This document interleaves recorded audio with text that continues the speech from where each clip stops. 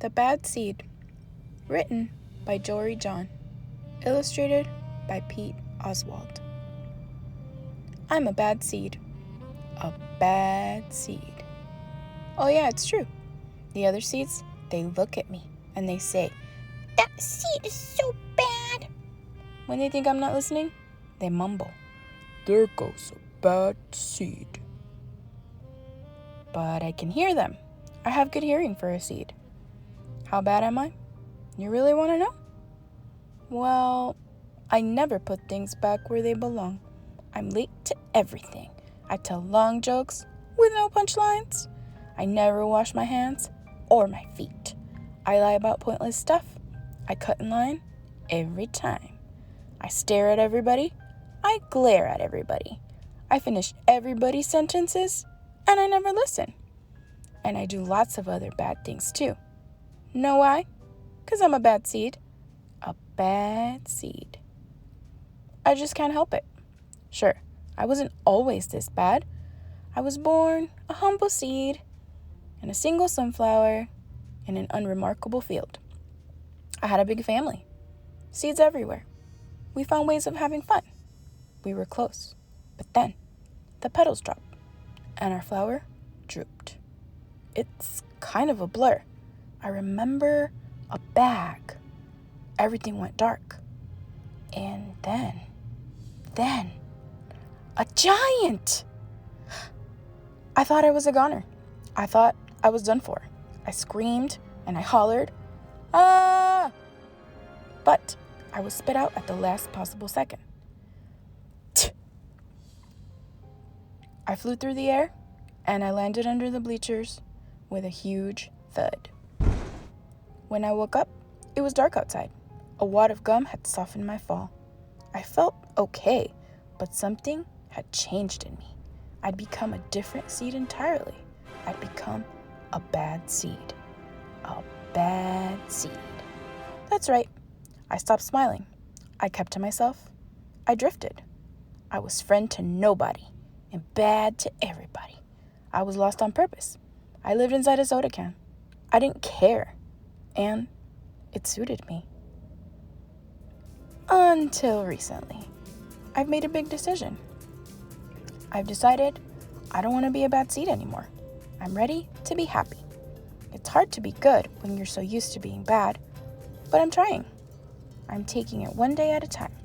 Sure, I still forget to listen, and I still show up late, and I still talk during movies, and I do all kinds of other bad stuff. But I also say thank you, and I say please, and I smile, and I hold doors open for people. Not always, but sometimes. And even though I still feel bad sometimes, I also feel kind of good. It's sort of a mix. All I can do is keep trying and keep thinking. Maybe I'm not such a bad seed after all. Hey, look, there goes that bad seed. Actually, he's not all that bad anymore. I heard that. Thanks for stopping by Story World. I hope you enjoyed our story today. See you again soon. Bye. The Cool Bean by Jory John and Pete Oswald. Read by Story World. Watch out. Here come the cool beans. The cool beans. Oh yeah, check out how they move. Look at the way they swagger. Notice their sunglasses. Yow! The cool beans are known all over school, from house to house, across town, beyond county lines. In the olden days, last year, we were all one big pot of beans. We were a mixed bag, but somehow it worked. Yep, those were the good old days. And then we stopped seeing each other as much. That's just how it is sometimes. You spend less time together, even though you're not totally sure why. I watched as the beans I knew so well, the beans from my own pod, became the cool beans. Oh, they were so cool. One of them could play the guitar. Cool. One of them could draw the best superheroes. Cool. One of them could jump higher than any bean I'd ever known. Cool. Well, I mostly stayed the same. Sure, I made some small changes. I wore sunglasses. Too big. I slicked my hair back. Too slick. I strutted around. Ow! I swaggered. I was still picked last for everything. My clothes never seemed to fit. I snorted when I laughed. I walked into stuff. I was an uncool bean, for sure. I started thinking of myself as just a common bean with no special skills. I couldn't compete, so I didn't even try. I'd never be a cool bean. It seemed like there were two types of beans in the world. There were the cool beans and the beans like me. The days all blended together. I lived my life and things were just okay. I took tests and ate lunches and mostly kept to myself. The cool beans continued being cool, but it's not like I was going to say anything. I felt like all that coolness had gotten in the way of our friendship, and that's how it went. Until one day, I was in the cafeteria. I dropped my lunch on my loafers. Oh no, not again! But then something sort of miraculous happened. Out of nowhere, one of the cool beans helped me clean it up. He didn't even say anything. He just gave me a nod. That was it. Later, I was out on the playground. I tripped and scraped my knee and maybe cried a little bit, and everybody saw it. Another one of the cool beans came to my side, and without a word, he dusted me off. That afternoon, I was sitting in class. I wasn't really paying attention. I didn't notice, but our teacher had called on me. Everybody stared. I sat there in silence. Nobody said anything. And then, everybody just laughed at me. That was it. After today, I was officially a has-been. But then, one of the cool beans stood up and came over to me. Everybody watched. She leaned in close and whispered, "Hey, the teacher asked you to read from page 32. She gave me a quick wink and went back to her seat. It was a small gesture, sure, but it was also everything. I walked home with a goofy smile on my face. I smiled all the way through dinner. That day made all the difference. It was a day that could have been really bad, if not for the kindness of a few cool beans.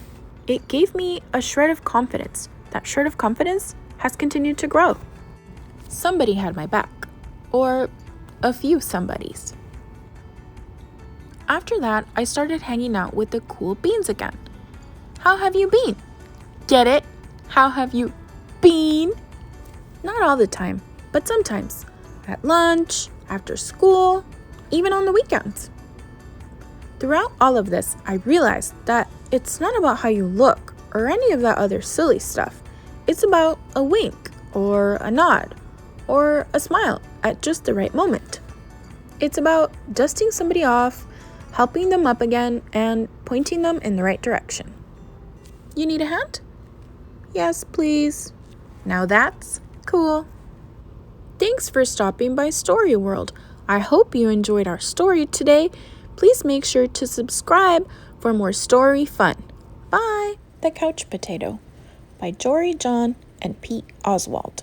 Read by Story World. I am a potato. Not a small potato like my brother. Not a sweet potato like my mother. Not a mashed potato like my Uncle Stu. I am a couch potato. Oh yeah, it's true. My favorite place to slouch is on the couch. I spend all my free time sitting in this exact spot. Why would I ever leave this comfy, cozy couch? It's got everything a potato could need.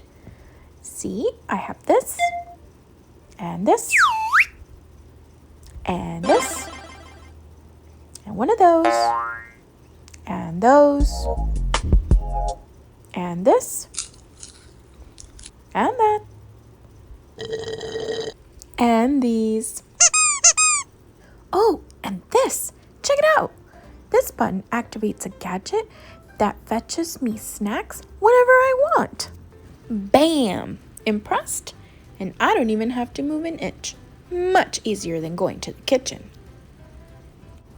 If the most important thing in life is to be comfortable at all times, then I think I've got it all figured out. But wait, there's more. I haven't revealed the absolute best part about my whole setup. It's everything you see in front of me. Have a look around. Take it all in. Pretty spectacular, right? Yes, it's a sea of shimmering screens from wall to shining wall. What joy! What bliss! These screens feature my favorite shows. This screen has all my unanswered messages. These screens are where I play video games. And this screen is a live stream of my friend, my best spud for life. This is how my pals and I spend quality time together. It's much easier than trying to meet up somewhere like folks did in the old days, that's for sure. Hey, Spuddy. Hey, potato. Yes, from this very couch, I can control everything in my life all the time with just a few taps and a couple clicks. Not bad, eh? Yes, sirree. This is the life. At least, that's what I thought. Until the other day. Something strange happened. There was a knock at the door. It was a delivery. Whoosh! Woohoo! It was my newest device. A video camera that would allow me to watch myself react while I was watching all my favorite shows. All I had to do was plug it in and my room, nay, my kingdom, would be complete. But suddenly, everything went dark. Look out! Coming through! Whoops! Oof. Ow! I made it to the window. I pulled back the curtains. The sun seemed brighter than I remembered. There was nothing better to do, so I decided to take my dog, Tater, for a walk. Outside. It had been a while. Everything was so vivid, like a high-resolution 156-inch curved screen, but even more realistic. Something smelled fresh. After a few moments, I realized that it was the air. I heard a noise, some chirps, a ringtone perhaps? But no, I looked up to see some birds. I wandered down the street from block to block and across the neighborhood. Eventually, I found a park with a hill. There was a massive tree on top. It looked like a desktop background, only it was real. I leaned against the tree. It wasn't as comfortable as my couch, not even close. But after a while, it wasn't so bad. Any worries about the power outage and what I might be missing drifted away. I wasn't thinking about my favorite shows or my unanswered messages or anything else, really. I noticed the stillness, the view, the sky, the clouds, the sunset, and those colors. My goodness. It took a while because there was no fast forward option, but eventually the sun sank below the horizon. By the time I got home, the power was back on. I sat on the couch. Whew!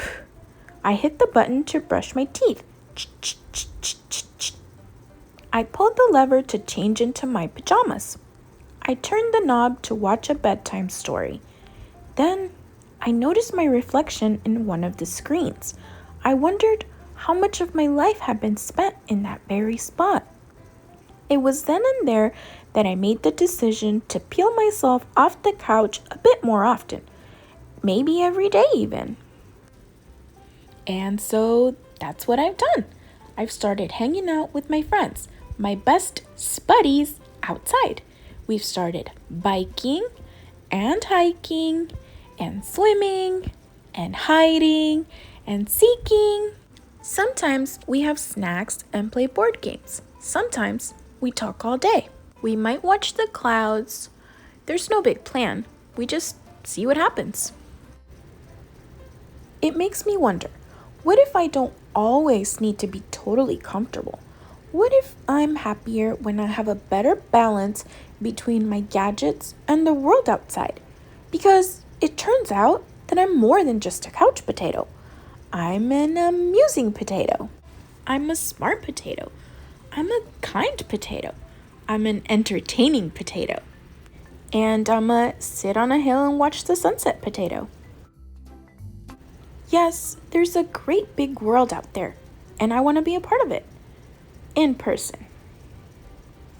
But don't get me wrong, at the end of a long day, after I've run and played and talked and laughed with my friends, I still think it's awfully nice to slouch on the couch.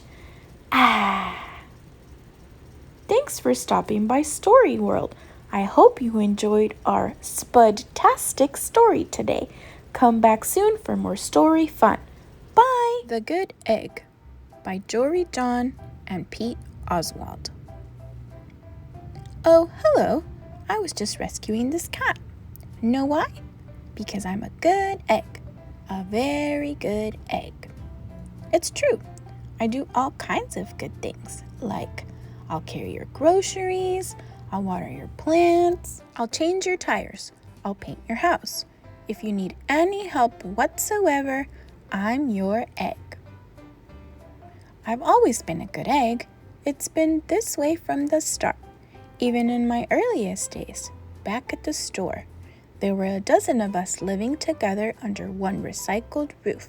There was Meg and Peg and Greg and Clegg and Shell and Shelly and Sheldon and Shelby and Egbert and Frank and other Frank. The other 11 eggs weren't on their best behavior. They weren't exactly good. They ignored their bedtime. They only ate sugary cereal. They threw tantrums. They cried for no reason. They broke their stuff on purpose. Meanwhile, I tried to take charge. I tried to fix their bad behavior. I tried to keep the peace because I was a good egg. A very good egg. Nobody seemed to care though. Every night I was exhausted. My head felt scrambled. Then one fateful morning, I noticed some cracks in my shell. They were everywhere. My doctor said it was from all the pressure I was putting on myself. The pressure of making sure everybody was as good as me. I was cracking up. Literally. Something had to change. I've had enough. I told Meg and Peg and Greg and Clegg and Shell and Shelly and Sheldon and Shelby and Egbert and Frank and other Frank that I was leaving. I can't be the only good egg in a bad carton, I said. Blah, blah, blah, they said. I left that night. I wandered from town to town. The hours became days. The days became weeks. I lost track of time. I was alone. Out there on the road, under the stars, I really tried to focus on myself and what I needed. I took walks. I read books. I floated in the river. I wrote in my journal. I found simple moments to be quiet. I breathed in. I breathed out. I even started painting. For once, I found time for me. And guess what? Little by little, the cracks in my shell started to heal. My head no longer felt scrambled. I started to feel like myself again. So I've made a big decision.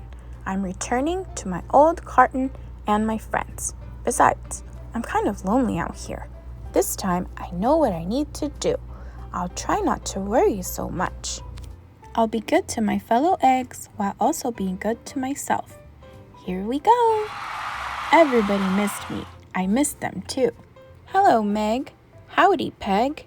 Hey, Greg. Greetings, Clegg. What's up, Shell? Aloha, Shelly. Heyo, Sheldon. Hi, Shelby. Good day, Egbert. What's happening, Frank? Howdy do, other Frank. Sure, every once in a while somebody's still a little bit bad, but it's not like before. Here's what I realized. The other eggs aren't perfect, and I don't have to be either. I'm okay with that. Yep, the old carton is back together. We're a solid dozen again. It's good to be home. Thanks for stopping by Story World. I hope you enjoyed our story today. Come back soon for more story fun. Bye. The Sour Grape by Jory John and Pete Oswald. Read by Story World. I'm a grape. A sour grape. Grrr. If somebody upsets me, I'll remember it. If somebody wrongs me, I won't forget it. If somebody insults me, I'll never ignore it. Nope. See that banana over there? That banana slipped and bumped into me, so I'm holding a grudge. See that orange? That orange didn't call me back for a week. Grudge. See that lime? That lime borrowed my scarf and never returned it. Grudge. I suppose I've got pretty thin skin for a grape. Nobody steps on this grape. Grrr. Granted, it wasn't always this way. I grew up in a close-knit bunch. There were about 3,000 of us in our little community. We were sweet to each other. You look nice today. So do you. No, you do. We all lived on a vine. Sure, it was a bit claustrophobic, especially when we were trying to get ready in the morning. Are you done in there? Come on! But my family was ripe with humor, goodwill, and warmth. We did our best with what we had. Are you gonna finish that? My grandparents visited on the weekends. We'd stroll in the sun and they'd teach us what they knew. They said that it takes a bunch to raise a seed. They said that good grapes roll their own way in life. They told us to be kind, forgiving, considerate, and grateful. Or grapeful, my grandpa said with a wink. Above all, no matter what life throws at you, and there will be a lot, try to stay sweet, my grandma said. Indeed, we said in response. And for a while, I was the sweetest of the sweet. I said please, I said thank you. I brushed aside life's little annoyances. I knew how good I had it. Oops. Haha, no problem at all. But then one day, something changed in me. It was my birthday. I had rigorously and vigorously planned a big party for weeks. I'd sent out invitations with the date prominently displayed. Get this, I had a Ferris wheel, a magician, and hay rides. I had snacks upon snacks upon snacks. The highlight of the party, though, was a fireworks display, which would happen at sundown. I stood out front and waited for folks to arrive. I had a gigantic smile on my face. I waited. Everybody was a little late, it seemed. No big deal, no big whoop. So I waited. A tumbleweed rolled by. A coyote howled in the distance. The sun sank behind the hills, and I waited. Nobody showed up, and I mean nobody. By the time the fireworks show started, with me as the sole spectator, I was scowling. I considered everybody I'd invited, and only one thought came to mind. Grudge, grudge, grudge, grudge! After that, my personality became something else entirely. I went from a sweet grape to a bitter grape to a snappy grape. Who moved my chair? Finally, I became a sour grape. Grrr! I started holding minor grudges that eventually became major grudges. Why don't you watch where you're going? I scowled so much that my face got all squishy. You know what? Don't even bother calling me back. I took my grumpiness out on others. Are you ever going to return my scarf? And that's just how it's been. Day after day, week after week, month after month, grudge after grudge. But something happened recently that changed my thinking. I was getting ready to meet up with my friend Lenny, the only fellow I know who's as sour as I am. Lenny and I usually go to the park where we sit on a bench and rant about stuff.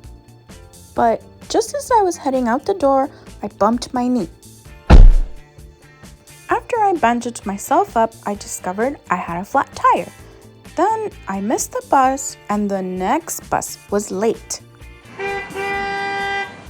Finally, I got off at the wrong stop.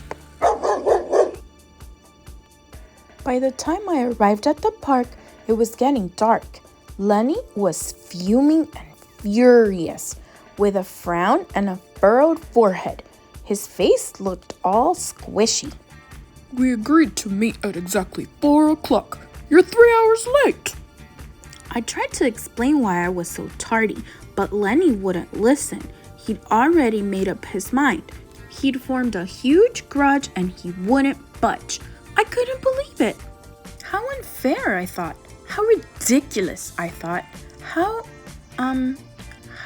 similar to the way I would react. Lenny was pretty worked up. He was pacing back and forth, emitting occasional grumbles. His tone was tart. So I gave him a little space. Besides, it was nice out.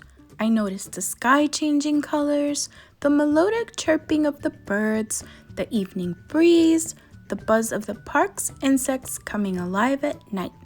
I suddenly felt grateful and peaceful and calm. Had I been missing all this simple beauty because I was too busy complaining? Meanwhile, old Lenny stormed off, muttering something about disrespect and lack of consideration. I'm pretty sure I heard him add a grrr too. I walked home. I pulled a dusty box out from under my bed. There were old family photos inside. I spotted myself in one of the pictures. I was so sweet.